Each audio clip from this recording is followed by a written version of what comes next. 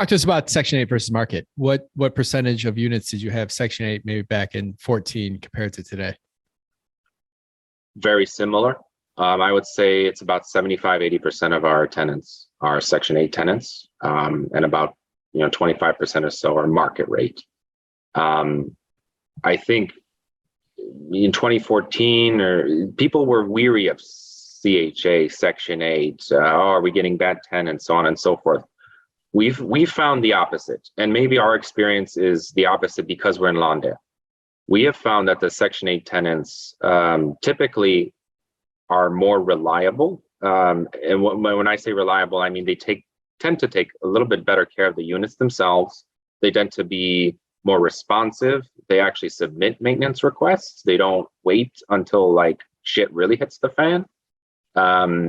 And we like Section 8 because it gives reliable cash flow, right? There's at least a certain portion of that rent, depending on however many dependents they have, their income.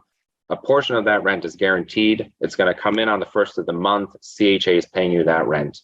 You can plan for that. You can have predictability, and that at a minimum, your debt's covered, your major expenses are covered, and then you're collecting either their portion, and then if you have some market rate tenants sprinkled in, you're working with them to ensure that they're also making their payments on time. So no panic when the pandemic hit and people stopped paying rent. Panic maybe is a strong word. Was there some anxiety? Absolutely.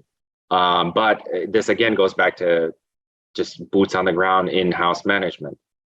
We could have freaked out and not done anything. What we did instead was we started putting together flyers about, all right, here's all the rental assistance resources you have. Here's how to apply. Call us if you can't apply, if you're having trouble applying, if you don't have access to internet, if you don't have a computer. We worked very closely with all of our tenants who were struggling. And ironically, that first year of COVID, 2020, was one of our best collection years, because what happened was some of the programs allowed you to prepay rent, I think up to 3 months. So we had collected, we didn't have, I don't even know what you call it, like negative delinquency, right? We actually were out ahead of where we ever expected to be. So it was kind of a blessing in disguise. Now it's been interesting though, now that these rental assistance programs have kind of weaned off, we're finding that some tenants maybe got used to the assistance, and we're trying to work through those situations. Unfortunately, it's leading to some evictions.